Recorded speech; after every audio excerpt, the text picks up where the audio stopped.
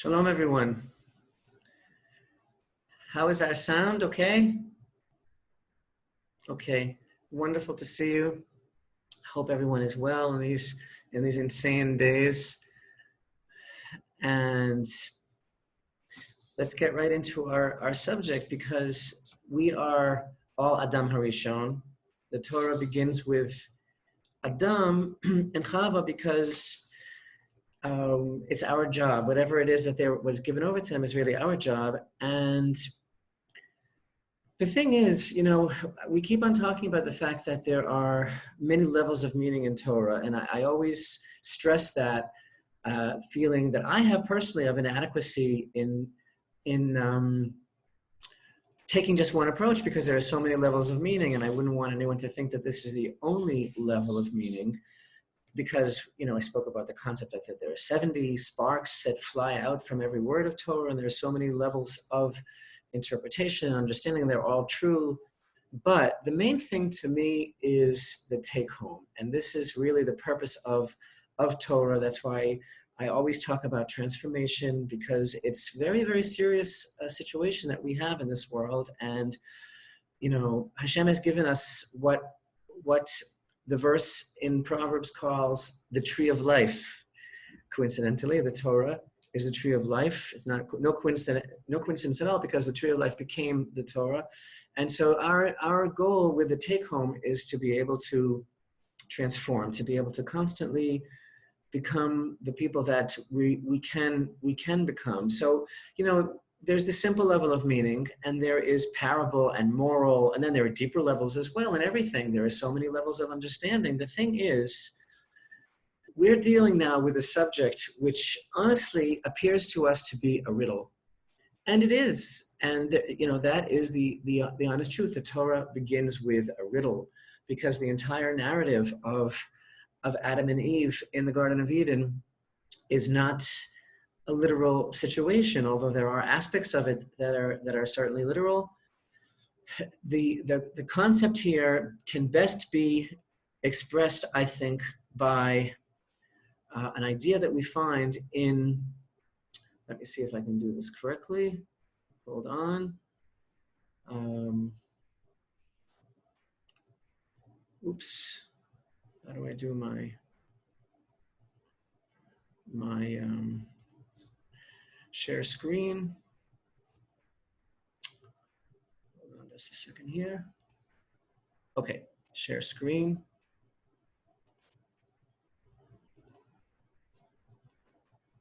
So in the first chapter of Proverbs, we're talking here about the concept of wisdom and understanding. And verse 6 reads, to understand an allegory and a melitza in Hebrew, which is translated by the JPS as a figure, but it really means figurative language. To understand an allegory and figurative language, the words of the wise and their riddles. But then more specifically, and then of course the next verse is very telling, that fear of Hashem is the beginning of knowledge. Fools despise wisdom and discipline. But I want to focus on another verse later on in Proverbs, in chapter 25 and verse 11. It's a very famous verse. Golden apples on silver-plated vessels is a word spoken with proper basis. Sometimes it's translated as word spoken in its proper time. And this concept of apples of gold in silver vessels is very, very famous. And also Maimonides speaks about the meaning of this verse in the Guide to the Perplexed. And the idea basically is that if you have golden apples inside a basket, a woven basket, for example, of silver, so you don't really see the apples which are more valuable than the silver. They're inside. But then if the basket is woven together, so there are spaces in between the weave, there are holes, and in between the weave of the baskets, you have a little bit of the gold glinting through. So the idea is that the silver is the garb, right? The silver vessel is the garb, and it's holding something even more valuable inside. This verse is used a great deal by the sages to explain what I'm trying to speak about right now, which is the concept of the levels of meaning of Torah. In other words, you have the outer garb, the parable, which is just an outer garment of the figurative language of the deeper meaning. So that's the idea of apples of gold and silver vessels. And indeed, Rambam, the Maimonides, actually equates this verse in his Guide to the Perplexed with this idea in so many words, that if the portion that's exposed is as precious as silver, so what's hidden within and sparkling through the cracks of this vessel is even more wondrous. And of course, everyone knows that Torah has the simple level of meaning, pshat, and the secret meaning level, sod, and the great sages teach us that everything in Torah has many levels of intention. So I only say this now as an introduction because our subject is so complex, and it's the foundation of our faith, Adam and Chava, but it's also a riddle. It really is a riddle, and our job here is to find where we fit in with all of it. So we spoke last week about Abraham's special connection to Abraham, and we spoke also about about Adam's special connection to Abraham, and we spoke about Adam's special connection to David, and thus to the collective soul of humanity, and thus really in a way to each and every one of us, because every one of us has a role to play in the process of the revealing, the emerging of the soul of Mashiach as well. I want to take that a step further now with an idea that some of you have heard from me in the past, but it's an important idea about our relationship with the soul of Adam, and why I'm doing this all together. Why I'm doing this particular subject at such length, because again, like I said, there's Torah study for its own sake, which keeps the world alive and which inspires us and which we come closer to Hashem and we learn our role in life and everything. That's beautiful. That's all about Torah study. But there are certain things that are so dependent on us and our understanding because we are it, because it's about us. And that's our deal here when it comes to Adam.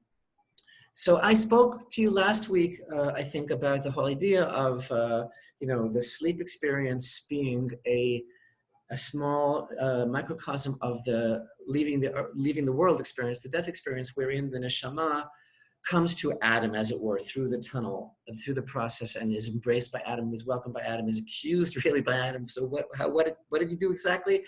Where do you fit in? So I want to take that a step further and mention this because it's so important about our personal connection and why we're learning this subject now. So in a very, very special lesson of our sages, there's a teaching that when a person dies, when a person leaves the world, they come before Hashem's judgment. And, there's this whole process, there's all sorts of stages and all sorts of different epics, how long each stage lasts, this whole concept of what we were taught about the journey of the neshama when we leave this world, because we all have that journey to make. And it's part of our life, our next life. So the teaching goes like this. The teaching goes that when a person comes before Hashem in the next world, they remember everything. They remember every single thing they ever did. They remember where they've been. They remember every face. They remember every reaction. They remember everything. And, there's a whole thing, about, it's like a movie theater, and you're belted in, and the exit, it says no exit. And so you have to watch the whole thing. And, it's very embarrassing. It says no exit. And you start to squirm. And then the problem is that when the credits roll, who wrote it, who directed it, who's authorized, who signed the work order? You. So you can't explain anybody, right? So we have to explain all of these things about our lives. But anyway, so the sages teach, okay, person comes before Hashem, and they remember everything. But there's one thing, invariably, that every single person, with a little bit of exception, a few exceptions, so we'll say invariably every single person is asked a certain question, and the answer is, I don't know. And it's a very, very important question. And the question that is asked to every person is, what's your name? And invariably, according to this very deep secret of the Torah, everybody says, it's revealed and known before the master of the universe that I do not know my name. It's a very powerful teaching and disturbing too, because you would think that if you remember everything, you certainly remember the most basic thing of all, the thing that you've been called your whole life, that you've responded to, that wakes you up when you're sleeping at night, and everything, you know, it's you, it's your essence. So it's a very, very, you know, powerful thing that our sages are trying to tell us. And again, that idea of every level works both on the level of the written Torah and the oral Torah. As I've told you, the idea of the teachings of our sages are powerful, dramatic, traumatic, psychologically oriented, also vehicles to let us know a deep and lasting truth that has to change us. But in any event, they're telling us that this is really what happens. They're telling us literally that this, in this particular teaching, that this is what happens, and that a person says, I don't know. And it's very disturbing, and there are some rabbis that have been very, very concerned about this, because this is a very ancient teaching. It's thousands of years old. And throughout the generations, there have been rabbis that have addressed this problem and that have come up with various methods for trying to help a person to, yes, remember. For example, there's something very famous. Those of you who have familiarity with the Siddur, the prayer book of Israel, know that there is, in finer Siddurim, like the big ones, there is actually a list of verses in the Tanakh that begin and end with the first and last letter of the name of a person, right? So if your name, for example, is Chaim, and there's a verse maybe in Psalms that begins with a chet and ends with a mem, the advice of this particular rabbi, whose name was Rabbi Isaiah Horowitz, who was the author of a very great work called The Two Tablets of the Law, and he came up with this idea for whatever reason, and he said, if you say that verse every single day at the end of the Shmonas, the Amidah prayer, before stepping back 3 steps, that helps somehow to help you remember your own name on the day of judgment. And so I always thought, you know, for many, many years, I was really grappling with this teaching, and I thought that I understood that the idea being expressed is, you know, a person lives his life, you know, God willing, you know, 70 years, 80 years, 120 years, and we do all sorts of great things in this world. You know, we build skyscrapers and we do all sorts of things, but in the end, maybe what the rabbis are saying is, you know what, the most basic thing of all, you didn't really know who you were. That makes sense to me. You didn't really know the most basic thing, who you were in the world. And by the way, this idea is so prevalent and such a constant motif in certain areas of study and practice that there is even a custom in certain communities within the Jewish people, certain burial societies, like the traditional Jerusalem Burial Society, the traditional real hardcore Jerusalem tradition from many, many years. It's just an unbelievable thing to see, is that when these holy men, these pious men that work with the dead, you know, they're really special to be able to do this job of preparing the dead for burial. It takes very special people. And when they lower the body into the grave, before they cover the body with earth, they actually yell into the grave, so-and-so, the son of so-and-so, don't forget your name. Wow, it's very, very powerful scene to see, right? So I always thought that it means, you know, okay, so what's it all about if I don't even know my own name? But then after many, many years, God was very good to me, and I merited to actually find this question addressed by one of our greatest sages, the Ari, the holy Rabbi Isaac Luria, and he actually talks about this concept, and I found the place where he actually answers the answer of why this is so and what it really means. And like I told you, I thought I had a good level of meaning. You know, it means, you know, well, you know, you go through your days and ways and navigate all the vicissitudes, etc., but you didn't really figure out the basic things. So he takes a step further and he explains what it's really all about. You have to open up your heart in the deepest way, because it's actually extremely applicable to our topic. He says that when they ask you, right, when Hashem, that is, asks you, I'm using the colloquial, when he asks you, what's your name? He doesn't mean your street name. He doesn't mean Tom, Dick, Harry. That's not it. That's not even it. He doesn't mean, what's your name? Oh, and I'm like so out of it. I don't know my name after all these years. That's not it. That's not it. He means, do you know your other name? Oh, this is so deep. We can just stop the class and go home after this. It's like too much for one day. But we won't, but we could. This is so deep. What he means is your name in the collective soul of Adam HaRishon, because when Adam HaRishon did what he did, and again, we're not passing judgment on him, good, bad, because it had to be that way. And I think the more that we discuss it and the more that we learn about it, we learn that it absolutely had to happen. But the point is that we're all in that soul. We're all in that soul, and it affects all of us because we all have the work to do now, and that is the topic of today's class. Be'ezrat Hashem, with Hashem's help, I hope by the end of today's class, I'll be able to explain what I mean. We're all in it now, in the work that he had when he was taken out of the Garden of Eden and sent to work the earth. And who said that that was a curse anyway? I didn't. I mean, the Torah didn't either. Anyway, so we all have this job to do, right? So the question is, each of us is a place in that soul, because every person, look at all these faces here, right? Look at all the faces. The Talmud talks about how there's a blessing to recite over seeing a crowd of a certain amount of people. And the blessing is that Hashem made all these people, and every one of them is different. Every single one of them is different. So each one of us has like a separate basket of issues that we have to work out. Every single one of us has a different deck that we've been handed, which is our tikkun that we have to fix. One person has an issue, a very, very strong pull to a certain type of forbidden pleasure, or one person gets angry very easily, or whatever it is that we have to work on. And this is our life. This is our lifetime of work, is to try to find out what the area of instruction is that we most badly need to fix, the areas of instruction. And that place actually, it has a name.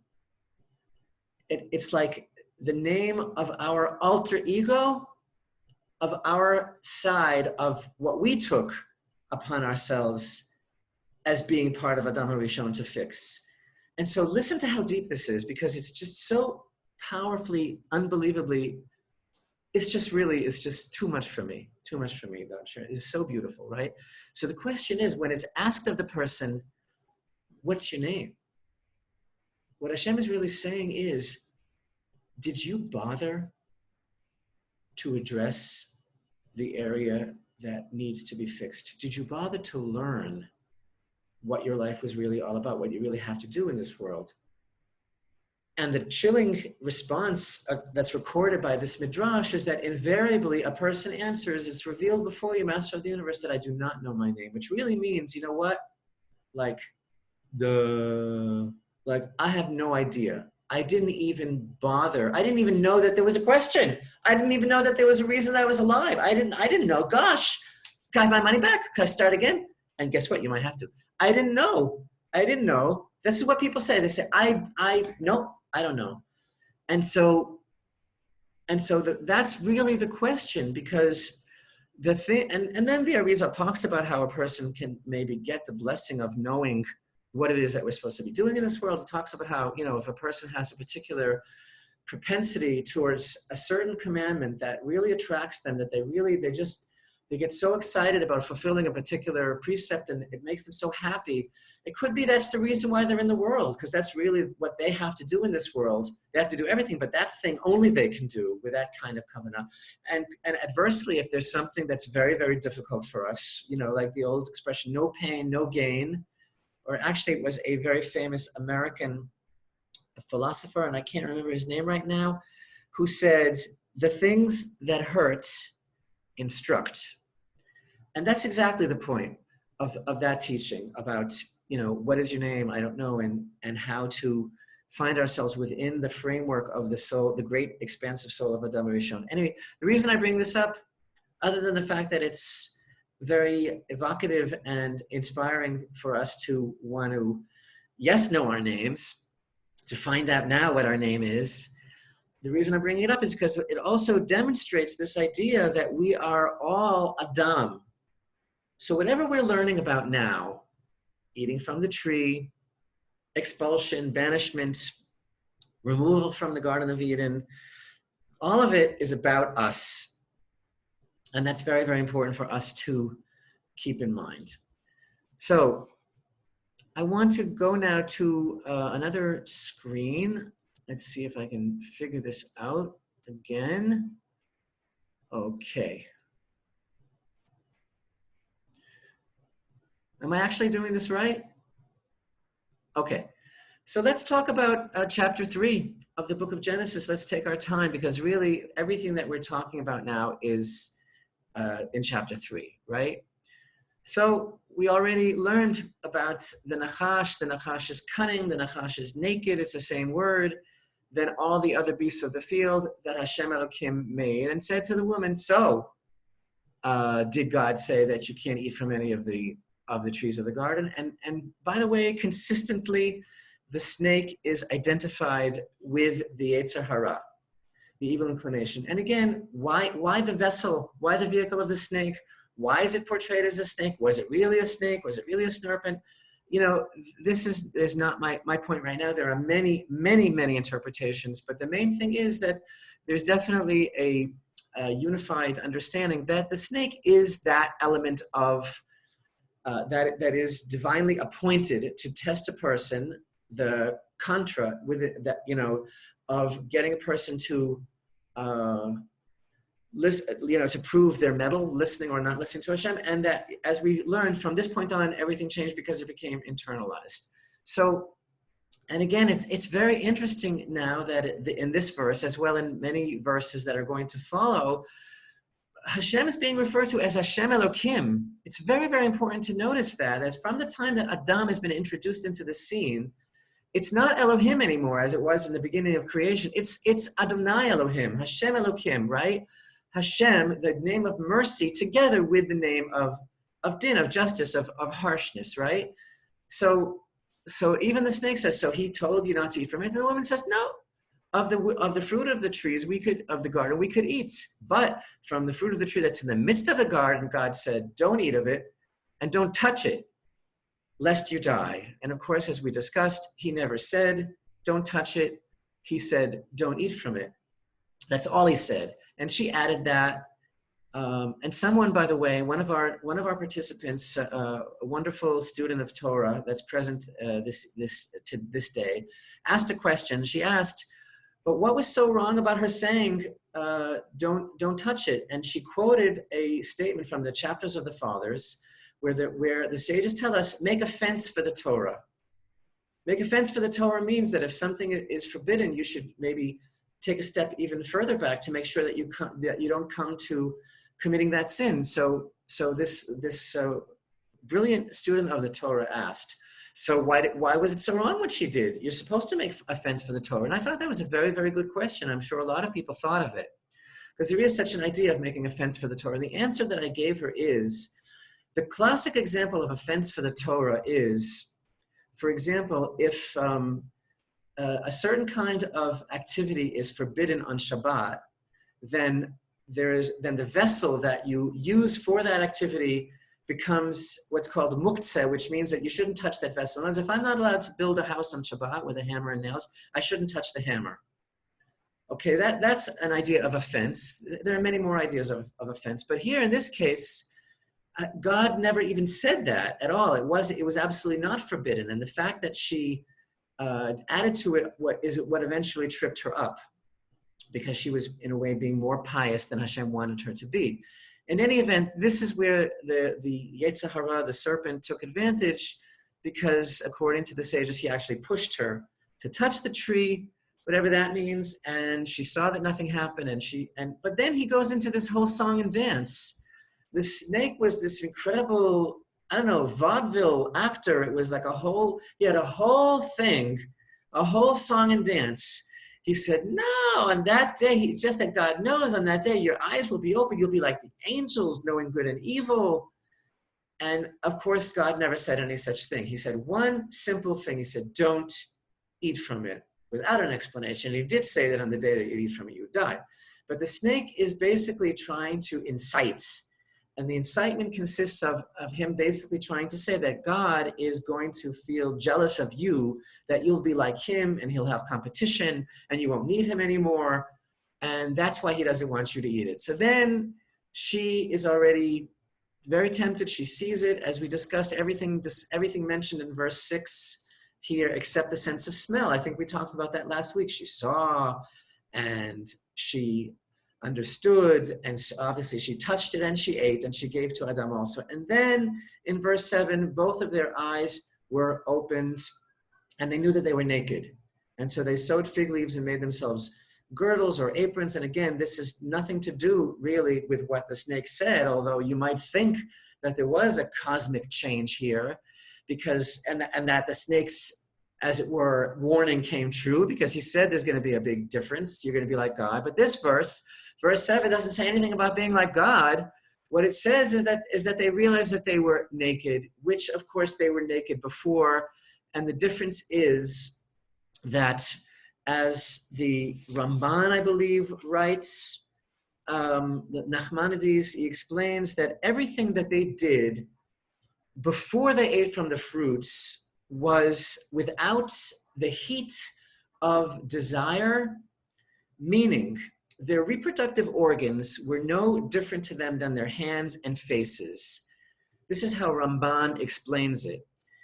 And again, there wasn't anything aphrodisiacal or magical about the fruit. It was the concept of being on a certain path of wanting to be with Hashem all the time. God consciousness is what I call it. So the shake-up now is a break, a snap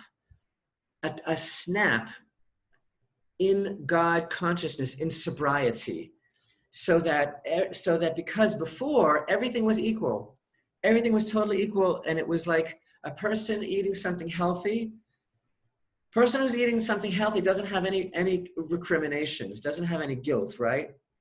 The idea is that after tasting sin, meaning after this act of being able to say, no, I'm me and you're you, up in your heaven and I'm down here, a wedge was formed by tasting sin. And now, by doing that which Hashem specifically told them not to do, they developed for themselves a certain power, the power to desire. And we're actually going to be seeing that more in the Torah portion of Bahalotcha, which we read here in Israel yesterday, but which you are reading in the diaspora this coming week. And there we learn about those that were craving, and they actually developed for themselves, they cultivated a craving. It wasn't a natural craving, they wanted to crave. So here, by tasting this sin, they developed for themselves a certain power to desire something, but the power that they developed now to desire something was whether it's good for you or not. So, in other words, before a person is tempted to sin, they see everything objectively, rationally, like watching from the side. But afterwards, which is the way it is now for all of us, because of our makeup, because it's all me. I don't know the difference between the two sides of me now, right? Ostensibly, I mean, I hope I do. I hope I'm working on it, but this is what happened. So now it's like being addicted. It's like being addicted to something that is unhealthy for me. I become an addict. I know it's bad for me, but my body craves it. And then I lose my balance and spiral downward. And I know it's bad, but since I tasted it the first time, I want to do it again. And by the way, if you open up your heart in the deepest way, I'll tell you the deepest secret in the world. This is the secret of, later on, we have this verse here. It's verse 12. I'll skip ahead. It's verse 12. Vayomer ha'adam, ha'isha asher natata imadi, hi natna li min ha'etz va'ochal. Basically, he said, the woman that you gave it to be with me, she gave me of the tree. And here the translation is, so I ate. But in Hebrew, actually, it's present tense. It's present tense, so I eat. Meaning, I'm going to do it again. I'm doing it even now. I'm going to do it again. That's exactly what that verse is alluding to. In any event, so that's basically what I'm trying to say happened after they ate from it. This shift that happened was a certain kind of element of separation came in. The separation is characterized by what we could call selfishness, or a rend in the fabric of God consciousness. Again, there's nothing wrong with sexuality between husband and wife. It can even be a very positive thing. But then why do they have that reaction? They had that reaction because it already was tainted with something more than just living for divine purpose. It was tainted with something that was driven by other factors. So then in verse 8, they heard the voice again of Hashem Elokim, not just Elokim. This is all for man's, with love. This is all with love and justice, right? So they heard the voice of Hashem Elokim, and this is just such an unbelievable verse, right? Mithalech bagan leruach hayom. Oh my goodness, it's just so beautiful, and it's so not understood and not translated properly. They heard the voice of Hashem Elokim going in the garden to the direction of the day, or to the wind of the day, or to the direction of the day. Here it's actually translated in a very good way, actually in the correct way, in the direction of the sun. And I'll explain why that's so important. And that this actually is a controversy amongst the sages. Exactly what does this mean? L'ruach hayom, in the direction of the day. And here it's translated in the direction of the sun. And the man and his wife hid from before Hashem Elokim in the midst of the trees of the garden. Verse 8, right? So first of all, the verse says that they heard his voice, and this is the way it used to be. So like now, if a person hears Hashem's voice, we feel that they're schizophrenic and have to be committed and whatever, on drugs, and it's probably true. But the point is that it wasn't always like that. It used to be that this is the way it's supposed to be. We're supposed to be hearing Hashem's voice all the time. So they hear Hashem's voice, but it's mithalech, and without going into the nuances of Hebrew grammar, the idea of this word going is more like contracting, withdrawing.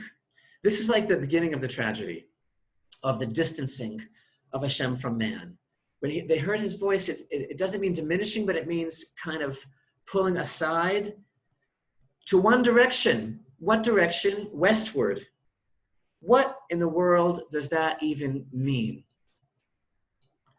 What does that even mean? So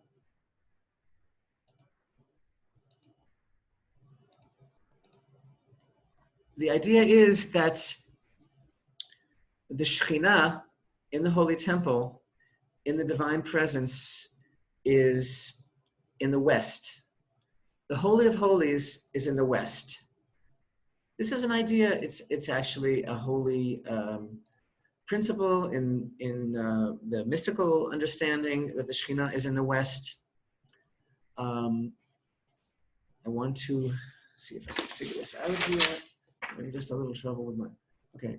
I want to share a different screen now. Let's see if I can figure this out. Okay. So we have this verse in Jeremiah 31. It's talking about Mother Rachel. It says, a voice is heard on high, lamentation, bitter weeping. Rachel weeping for her children. She refuses to be comforted for her children, for they are not. This in itself is a teaching that we could spend 2,000 years on. The concept of Rachel Imenu, and her, as it were, exiting from her tomb, which is on the way to Beit Lechem, and weeping over her children, the children of Yosef, who passed by on their way into exile, time of the first exile. But in any event, all that I wanted to share with you is the letters in red in Hebrew, which are the first letters, the Rashi Tevot, the acronym of Rachel Mevaka al Baneha. Rachel is weeping for her children, spells, but not in order, spells the word Ma'arav, which means west. because there is a certain concept in Kabbalah that Rachel represents the Shekhinah, the divine presence. So all this to say that what we are reading here in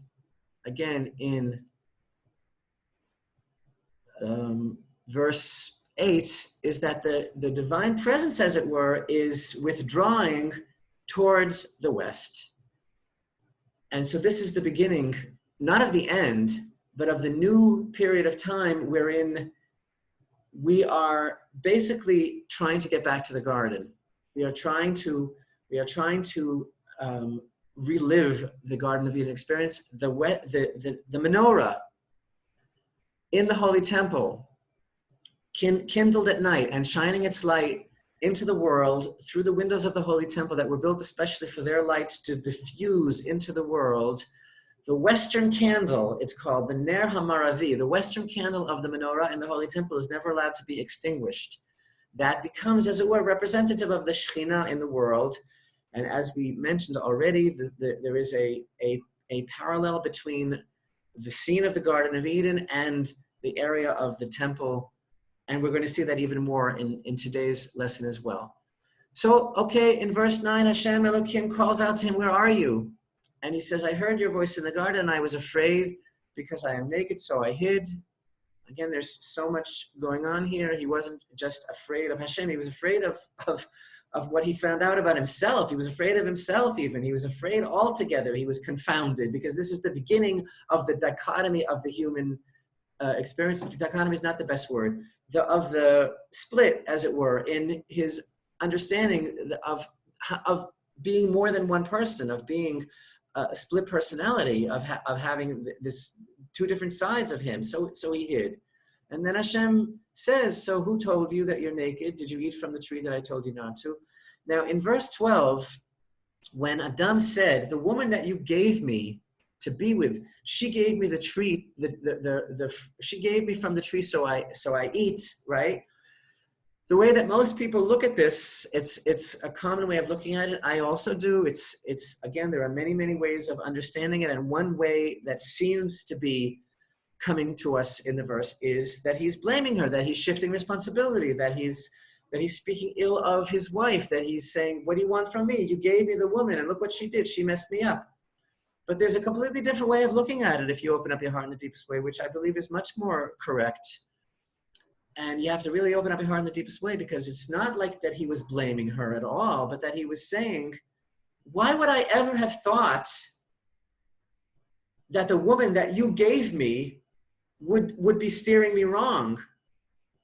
In other words, you gave me the woman, you took her from me, she's part of me, she's me, we're one, and she tells me to do this, I'm not going to listen to her, right? So it's not so simple that he was blaming her. I just want to point that out. There's a great deal of understanding on this. Okay, so Hashem Elohim says to her, "So what happened here? What did you do exactly?" And she says, "The serpent enticed me and I ate."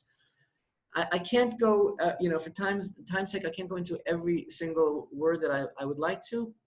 I want to get to a certain point today.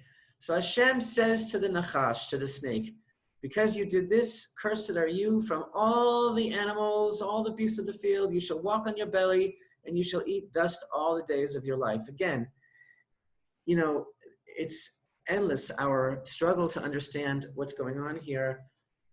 Hashem chose this vehicle, the vehicle of the serpent. The Torah chooses the vehicle of the story to impart to us this most important life lesson of all life lessons, which is our walk through this world and the two sides to our personality and what we have to accomplish. But on a simple level, the verse certainly seems to be indicating to us that the snake is now going to start crawling on its belly, but until now it didn't. So indeed, the sages teach that the snake was upright on legs and that now it has to crawl. So what does that even mean? What does that even mean? Again, these are not fables.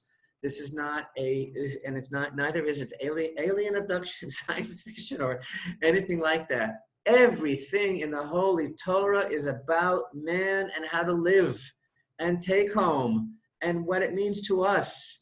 So yes, this is what the sages mean, again, on one level. When they talk about the fact that the snake used to be upright. Again, I said this a couple of weeks ago, the snake is part of us, right? So it's a struggle that we have within ourselves. Now, before Adam ate from the tree of knowledge, his Yetzer Hara, as it were, his evil inclination was outside of him. And now open up your heart in the deepest way. It was also higher. In other words, it was more pristine. It dealt with and was concerned with greater enticements and greater challenges than just listening or not listening. It was more philosophical. It was maybe, do you even think that there is a God? Do you really believe that he loves you? Do you really believe that he created? It was commensurate to who Adam was. That's the idea of the snake being upright on legs, because he was a reflection of the greater stature that Adam had before he ate.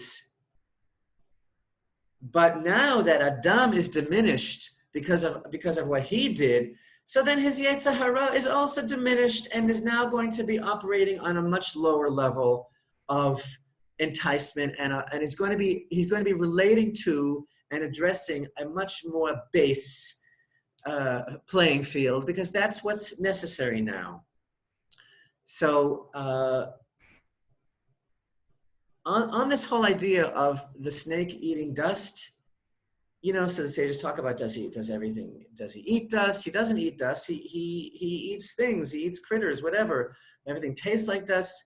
I must interrupt myself at this point now, and share something else with you for a moment. I must interrupt myself. I'm just so proud of myself that I learned how to do this screen share thing. Whoever thought I would actually be able to do this? So I wanna share a different idea with you as far as the snake eating the dust, right? So one of the elements of the snake's deed was that he spoke lashon hara. You know what lashon hara is, right? Evil speech. It's a terrible thing. It's one of the worst things the Torah tells us, is when someone speaks idle speech, gossip, tale-bearing, slander. There's all different classifications and categories. But lashon hara, and the snake actually spoke against Hashem. He spoke against Hashem. He was enticing against Hashem. He was basically slandering Hashem because he said something that wasn't even true, right? Hashem never said any of those things, and so he slandered. So the snake is already guilty of lashon hara. So the sages in two different places in the Talmud say that this verse here in Ecclesiastes chapter 10 and verse 11 is a reference to the following. And this verse, this is not a great translation. This verse compares the snake to, it says here, one who has a tongue, but literally in Hebrew, Baal Halashon means the one with the tongue. The one with the tongue basically means the chatterbox, the one who speaks freely, too much, right? So what is the comparison between the snake that bites and the one with the tongue, the sages tell us in the Talmud? The sages say that in the future, when Hashem rectifies the world, he's going to get all the animals together, and all the animals are going to confront the snake, and they're going to say to him, why do you bite? Because, what do you get out of it? And they say, the lion bites and eats his prey, the tiger eats his prey, you just bite. What is that? You don't eat it, you don't enjoy it, you just bite. And so the comparison that the verse is making is to a person who speaks lashon hara, and there is a connection, deep connection between the snake and a person who speaks idly. It's like coming from the same place, the same meter, and the original Baal Halashon, the forked tongue, right? The original one who spoke was the snake. So the idea is, it's like the snake is like tasting dust. And what does a person who speaks bad about another person also get out of it? What do they get out of it? What do they benefit? They're like eating dust. Anyway, that's what that's all about. Pardon my digression. Okay, so back to our chapter. So then Hashem says, I'll place enmity, hatred between you and the woman, between your seed and between her seed. He will crush your head and you will bite his heel. For my practical purpose now, on the level of the figurative language that I'm pursuing for us in this particular session, the idea of you crushing his head is that this is part of the tikkun of Adam. This is part of the job that Adam is given now, that he can't let the Yetzer Hara, the evil inclination, get the better of him. He can't let him get the upper hand. He has to crush it in the beginning. He has to crush his head. When he first rears his head, he has to crush it. And hopefully the most that the snake will be able to do is catch him in the heel. But it's up to you to nip it in the bud and to crush it, right? Now, then we have these verses which are commonly referred to, even by classic commentators. The common understanding of the next part of our chapter here is these are the curses, right? These are the curses that Adam is getting. So first of all, my contention throughout this entire approach that I want to share with you is that nothing here essentially is a punishment to Adam. Yes, there are going to be difficulties now commensurate to the new situation, but nothing was a punishment and nothing was a curse. Hashem says he curses the snake. He never said he was cursing Adam. And if you open up your heart in the deepest way, I'll just give you a spoiler, because there's no chronological order in the Torah, so I'm not also thinking chronologically. The spoiler is, whoever told you that the expulsion and banishment from Gan Eden is a punishment? So open up your heart in the deepest way. Whoever told you it's a punishment? Maybe it's not a punishment at all. Maybe it's for his benefit. So now we have these verses regarding the situation of the world. The situation of the world is, first of all, Techava. So I'm going to increase your sorrow and your pregnancy. Bad translation. It's vonech, not your sorrow, but rather your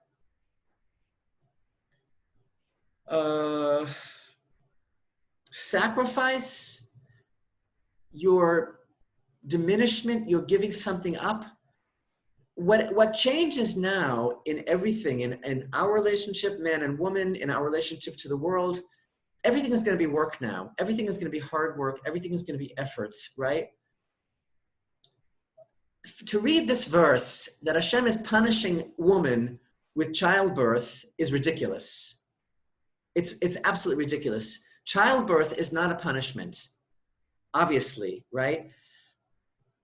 And it's not sorrow. It's that from now on, to get something done, you have to give something up.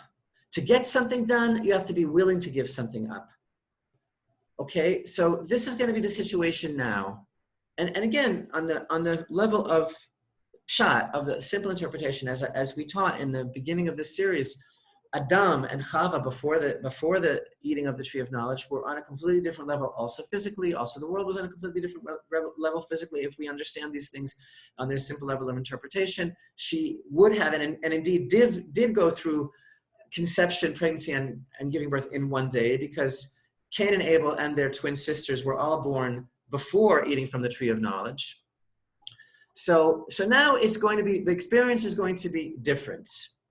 And to Adam, he says, because you listened to your wife and you ate from the tree which I commanded you not to, which I commanded you not to eat it, cursed be the ground for your sake. With toil shall you eat of it all the days of your life. Bad translation. Very bad translation. Ba'avurecha, don't translate it as cursed be the ground for your sake. Translate it as cursed be the ground for your benefits. And that's exactly what the word ba'avur means. For you, not because of you, not on account of you, not good going, you ruin the earth. No, for you, you're going to have to work now. And if you don't work all the days of your life, it's going to cause thorns and thistles. to grow in your life. And it's not just the metaphor of your food. And you see that we have fine food, right? We have food. The earth does not only give us thorns and thistles, but everything now is going to be about everything that we spoke about last week regarding the clothing. It's going to be about managing the situation so that the spiritual essence can radiate through the physical, so that we can elevate the physical. Everything now is going to be about your effort. You're in it. You're in the world now, right? What's the line with Captain Barbosa in the first Pirates of the Caribbean? If you'll pardon me, it's not Rashi. What was it like? Oh, you don't believe in ghost stories? You're in one. Okay, you're in the world now. You are the world, right? You are in it now. So this is going to be the situation. You're going to have to work, and if you don't, it's going to cause thorns and thistles. And did you think that you were going to be eating the herbs of the field? That was when you were in paradise. You're not going to be eating the herbs of the field now. That's not what it's going to be. And then in verse 19, it starts to come together. By the sweat of your brow, by the sweat of your face, you shall eat bread. First of all, my friends, there's no bread here. There's no bread in this parsha. Adam is not up to baking bread now. So is this message for us? Is this for later generations? Is this an expression regarding for all time now, that as Hashem just being economical and thinking, okay, in 20 generations they're going to know what bread is, so I'll use the word bread now? No. Lechem is the root of the word milchama, war. Lochem is a warrior. Lilchom is to fight. So now, by the sweat of your countenance, you will have to do everything. You will have to struggle. Tochal lechem here, eat bread, doesn't just mean, you're going to have to work the soil to produce your food, and there's going to be thorns and thistles, and you're going to have to work hard. No, it means your whole life now, good going, Adam, good going. Your whole life now is going to be a struggle. And the word here is apecha, and it's translated here as your face, bad translation. Not your face, because that would be panecha. Apecha is more your countenance, right? So through this toil of the godly soul shining through your countenance here means you. It means who you are. It means what you're hiding inside. You're going to have to sweat now in order to rectify the situation. In order to tochal lechem, to eat your bread, everything is going to be this struggle until you return to the ground from whence you were taken from. Because you are dust, and to dust you shall return. So where was the ground that he was taken from? This is the deepest thing in the world. He was taken from Mount Moriah, Har Habayit, the Temple Mount. The place of the Holy Temple is from where he was taken. And so now, until he finishes this life's work, he's going to be raising the sweat of his countenance to eat until he returns to the dust from which he came. We'll talk about that soon. Why wasn't he able to eat from the tree of life? Why can't he eat from the tree of life? Why does Hashem care? Why can't he let him live forever? Okay, and then Adam calls his wife Chava. We spoke about the garments of skin. And then we have this very, very cryptic verse 22, where Hashem says, Hashem Elokim, always Hashem Elokim, says, Adam has now become like one of us. Again, the word mimenu here, of us, has two connotations in Hebrew. One is of us, and one is of them, or like them. So this verse varyingly is interpreted as he'll be like one of them, of the angels, or even tongue-in-cheek that Hashem is saying that Adam is going to think now that he's going to be like one of us. In any event, now let us, now lest he stretch out his hand and eat from the tree of life and live forever. What would be the problem with that? What would be the problem with that exactly? So the idea basically is that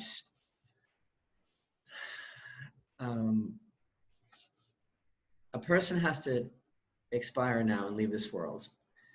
The sages say that even a person who's living on the cusp in the generation of the resurrection of the dead, which we believe will come about at the time that it pleases Hashem, as is the language of in the 13 principles of faith of Maimonides, at the time that Hashem is pleased to make the resurrection of the dead, even a person who's living in that generation will have to die for a brief time, because the part of the original tikkun of Adam HaRishon that we're all part of is that we have to go through that experience and we have to return to the earth, and only with that return to the earth can the physical body, which is now tainted, go through its rectification, and can the soul really renew itself. So basically Hashem he's saying this as like a punishment. He's saying like, this would not be good. This would not be constructive for Adam at all, because he needs to be able to recycle himself. He needs to be able to get right with the source of his soul. And the only universal tikkun now for the new situation is that he has to return to the flesh of his body has to return to the ground. And then at the time of the resurrection, he starts with a body that is cleansed of this whole situation. And that's why he doesn't want him to eat from the tree of life. And before, as far as the question that we've asked regarding why didn't he command him not to eat from the tree of life beforehand, before he ate from the tree of knowledge, that was not a relevant issue whatsoever, as we discussed at that time. In verse 24, we read, so in verse 23, Hashem sends him out of, Hashem Elokim, always Hashem Elokim, sends him out of the Garden of Eden to work the earth from which he was taken from. This verse is so incredible and so beautiful, because this is the whole thing of what we're saying. Hashem Elokim is taking him from the earth, is taking him from the garden and bringing him to the earth. First of all, the earth from which he was taken, which is the place of the temple. On this level, meaning that the service of the temple and the service of a person deeply touching base with his inner essence through the offerings and through all of the life-changing experiences in the temple, and thus again working out all of these themes of the wedge that was driven between us and Hashem, and of the lapse in God consciousness. Hashem is saying now he's taking him out of the Garden of Eden, and he's placing him to work the soil from which he was taken. So on the deepest level, I can say it's a direct reference to the area of the temple, because that's the place from where he was taken. But on a global level, it's perfect what the verse is saying. This is what happened. In other words, what about it as a punishment or a curse? Everything now is going to be about the effort that we put in. So Hashem is taking him out of the Garden of Eden. The Torah is going out of its way on every page to see to it that the path is something that we can come back to. But Hashem is putting him down. Now your job is to work. Your job is to, through the earthiness, in the earthiness, this is exactly what we discussed regarding every aspect of the Adamic experience and the clothing, etc. Now it's about working the Adamah, from whence you were taken. Adam is from Adamah. And if you remember the very beginning, the way I wanted to define it is, it's not that he was called Adam because he was taken from the Adamah, but the Adamah is called Adamah because of Adam, because Adam is supposed to be master over the Adamah. So now Adam really has to work the Adamah. And then in verse 24, we read that he drove man out. He banished man. But this is a bit tragic. Now, verse 23 said that he sent him out of the Garden of Eden. Verse 24 does not say he banished him from the Garden of Eden. It says he banished him. And actually, the word is the word for divorce. And our sages even quip, if it is a quip, they say metaphorically, basically Hashem wrote Adam a get, a bill of divorce. Okay, so this is like, we go from hearing the voice of Hashem in the garden withdrawing, right? Withdrawing in the garden to the west. And now already Hashem is sending him out of the Garden of Eden to work. And he is banishing him not from the Garden of Eden, from himself. From himself. That's the situation. There is a barrier now, okay? So again, we didn't say that it is a punishment. So here's what happens. He drives man out, and he stationed from the east of the Garden of Eden the cherubim and the blade of the revolving sword to guard the way to the tree of life.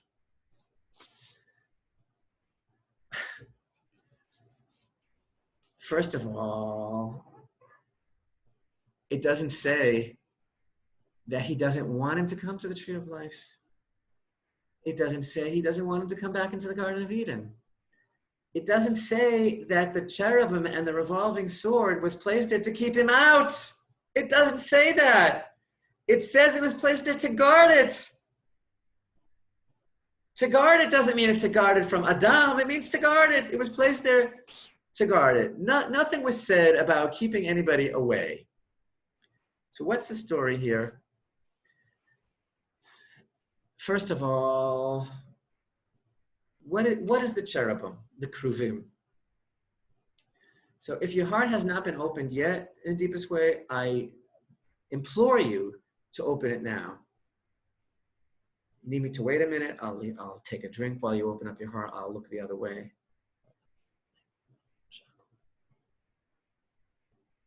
You must open your heart. So there are different types of angels. There's seraphim, there's ofanim, there's chayot HaKodesh, right? And there's kruvim, the cherubim. You may recall that the cherubim are the angels that we read about in the Torah portions of Exodus regarding the tabernacle and the building of the Ark of the Covenant. The cherubim covered over the covering of the Ark with their wingspan. What are the cherubim? Kruvim.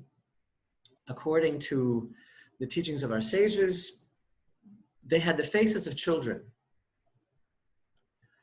and perhaps the bodies of birds. Not clear if they had bodies at all. The main thing is the faces. One was a little boy and one was a little girl.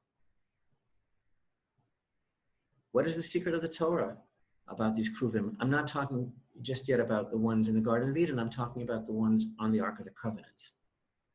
According to the secrets of the Torah, as we've been studying, the boy and the girl, zachar and nekeva, male and female, could be seen to allude to the attributes of justice and mercy. Now, in general, throughout our lives, I think we all understand that, first of all, we in our studies on prayer and in our studies on the Shema, we learned together that really everything is mercy. That's true. Hashem, remember when we talked about Shema, Hashem Elokeinu, Hashem Echad. Hashem, even when he is manifest as Elokeinu, he's still Hashem Echad. There's only one God of mercy. But, you know, the midot that we receive from Hashem, that ostensibly we receive, the treatment that we receive, is up to us. And we learned that verse also, that from Psalms, that Hashem is your shadow by your right hand, that in the way that we go, the way that we operate, the way that we act is the way that he responds to us. So if a person is worthy, everything is changed to mercy. Now, in the Holy of Holies, there is a teaching that in the Holy of Holies, in the time of the first temple, when the Ark of the Covenant stood in the Holy of Holies, there was a situation wherein, when Israel found favor in Hashem's eyes, the two kruvim on top of the covering of the ark, which again were made of one piece of hammered gold, coming up from the lid, one piece of gold. But there was a miracle in the time of the first temple that when Israel found favor in Hashem's eyes, and we were behaving ourselves, the two kruvim were facing each other.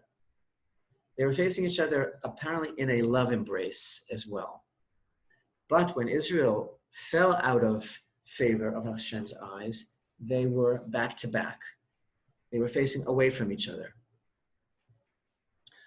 Now, the secret here is, for those with open hearts, our verse, chapter 3 and verse 24, uses the definitive hey. It says that Hashem stationed the cherubim, not cherubim, the cherubim, ha-kruvim. It's the same ones. It's the same ones. Now, Adam and Eve, Adam and Chava are banished from the Garden of Eden, and they know that the kruvim are before them. And by the way, it says here to the east, from the east, kedem, but it also means before. So they also knew that, why are they children? Why are the kruvim said to be a baby boy and a baby girl? So like a baby matures and grows, so too, they knew, as they're starting out this new chapter, that they have to be the ones to effect the change in the kruvim. It's totally up to them if the emphasis is going to be the attribute of mercy or the attribute of justice. There's an alternative interpretation also, which stresses the idea that it's unclear if they had bodies or they were only faces. The idea being, in this alternative explanation also, that it's Adam has to be the one to complete the image, as it were, to complete the body of the crew, because it's the shape of his deeds that he chooses for himself that will complete this image of the midah. Now, I have to show you something. All right? Okay. So now, if you open up your heart in the deepest way, I have to tell you something crazy. You see this scene? Who is it? Doré, famous Bible illustrator. This is the scene that we've all been brainwashed into thinking. It's like, this is the scene, right? You have the angel, two angels, whatever. They have flaming swords and they're banishing Adam and Chava from the Garden of Eden. That's the story everybody is thinking, because we're all used to this scene. So this is the most unbelievable thing of all. That scene that we just saw, it's going on inside of us. This is so cool. This is so cool. That scene is so not relevant. That's going on inside of each and every one of us. And it also explains, this is like so amazing. I have to tell you, this is like amazing. This is why the blade is the revolving sword, sometimes defined as the flame of the sword that turns every way. This is going on inside every one of us. No wonder we're all so totally nuts. No wonder modern man is driven to his psychoanalyst, because we are very complex creatures with a lot going on. If a person merits to use his free choice properly, he overpowers his own negative character traits. Exactly what I was telling you about the name. What's your name? What part of you in Adam? That's your deal to deal with from Adam, right? So if we can pull it together with Hashem's help, then we overpower our own negative character traits, as it were, the evil within us, the idea of our selfishness, the name of the other side. And if not, then that side overtakes us and destroys us. But it's constantly revolving. Everything in this life, every moment is a choice. Everything.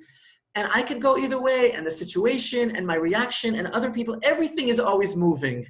It's dizzying, the human condition. It's always moving. That sword is describing the stuff of life. It's dizzying. It's constantly revolving. Everything in my life, my feelings, my motivation, my reaction to every circumstance, it takes a clear head. It takes a tremendous amount of stability. And not having it is all that's keeping us out. Don't you see? Who said he doesn't want you to go back in? Who told you that? Who told you he doesn't want you to go back in? It doesn't say to keep you out. It says to protect the way. And all that's keeping us out is that it takes such a clear head not to be blinded by that sword that's always revolving. And you know what that sword is? In a word, it's free choice. That is the sword of our own bechira chofshit, our own free choice that's constantly revolving in our lives. And the truth is that now that we've been expelled, so we have this sword of ever-changing choice, right? Call it the sword of ever-changing choice. What's worse about it is, and this is really bad, we're so mixed up that the bad choice is our natural inclination. Again, we don't hear the voice anymore, and we did this thing now. We did this thing, we drove this wedge, and it's like, it's I and thou, and you're over there, and I'm over here, and the first choice that I'm gonna make in any situation is not necessarily gonna be the best one at all. It might be the one that is responding to my darker and baser nature, which takes over very easily. So the choice to make the right decision, to follow the path of the Torah, is going to take a great effort, huge exertion. This is what we were just reading about. Working the adamah, the sweat of my countenance to lechem. That's what it's talking about. It's talking about the exertion that has to be made just in order for me to keep an even keel. Because my soul is not at peace, right? And the entire life of a person is going to be characterized from now on by this inner struggle. And this is the take home. This is why I told you it's so important that we're learning this, because this is not about these grandparents of ours, Adam and Chava. This is about all of us. And so the godly soul has to work very, very hard to resist the inner powers that are trying to derail it. I didn't say outer powers, inner powers.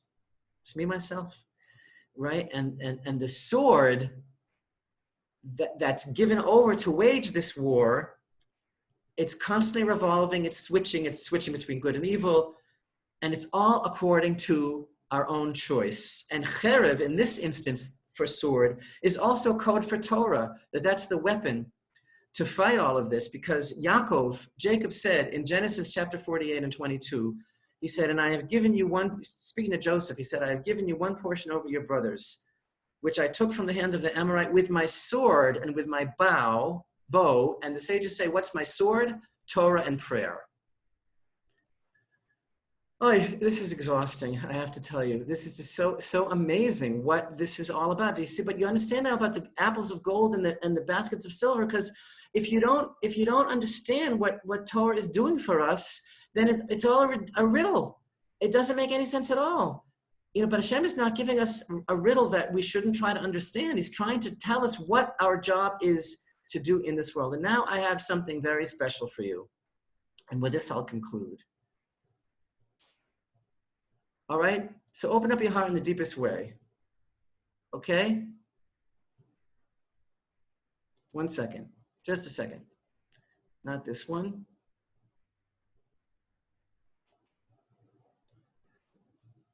Okay. This is really important.